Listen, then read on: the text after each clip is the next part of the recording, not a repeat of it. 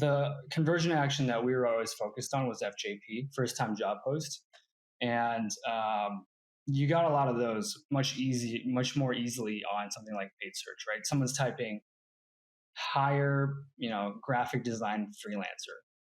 They come to the site, they're seeing exactly what they want. And so that user journey is, nice and smooth. They've got a lot of intent. They sign up, they register, they post a job.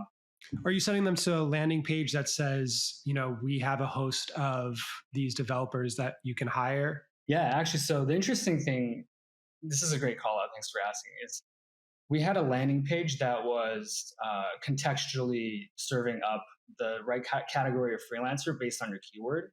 And so what we did was we had URL parameters in the final destination link that would indicate what category of freelancer that these people were looking for. And so for the design campaigns, all those keywords, all those ads would have a parameter that said, hey, this person's looking for a designer. And then that one landing page would surface dynamically the right kind of designer, or designers period. And then if you got a layer of granularity further, like is it Photoshop design, is it graphic design, is it like CAD design, that would all get picked up too. And so the freelancers would be surfaced appropriately and accordingly. Sure. That's great. That dynamic serving. And so, moving to Facebook then, how did that change? Yeah, totally. So super big shift in intent, right? Like you said, someone on Facebook might not actively be looking for a freelancer.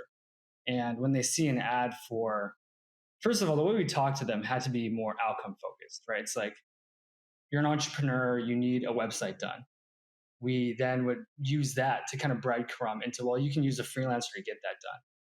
Leading with straight up freelancer at that level of the funnel oftentimes did not work.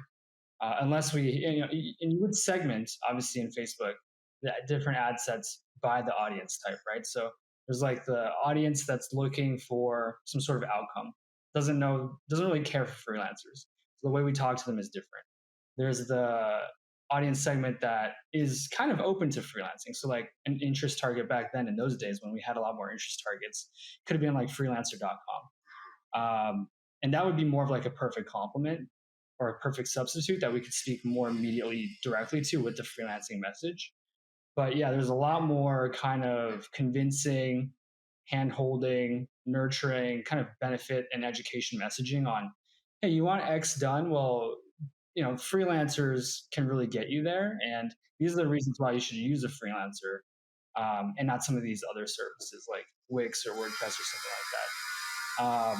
And a lot of it was actually nurturing that person down the funnel.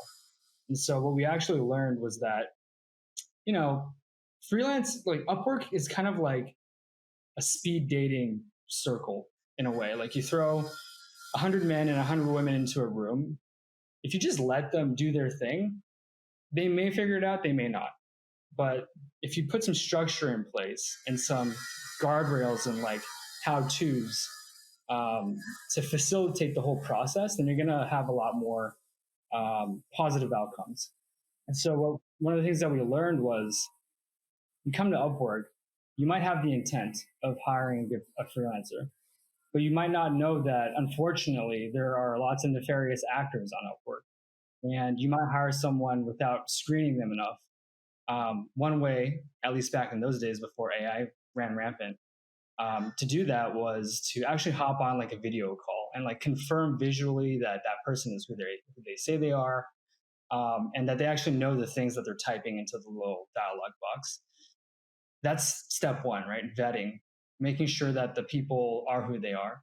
Step two is actually like not just sitting back and passively waiting for job applicants, but to actually go out and search and actively invite and recruit people to come to your job. And that works really well because you're leaving it less to chance. A, there's a higher likelihood that the client is going to find who they want because they've gone out and found who they want. And B, they've put in some work. They've got a little skin in the game in terms of effort now, so they care a little bit more. So they're more likely to follow up and come back and open the emails, the email alerts from the people that they invited. Because they remember, oh yeah, I went on Upwork and I invited Paul to be my podcast, whatever, So that was a huge learning. And, back in those days, uh, marketing channels were really the best options we had to kind of help facilitate that onboarding. And a lot of the learnings that we got from marketing, we actually used to try and influence the product team to go ahead and like build those things into the site, into the UI. And so now in 2023, the site is much better at facilitating all of those onboarding processes, um, that originated from marketing.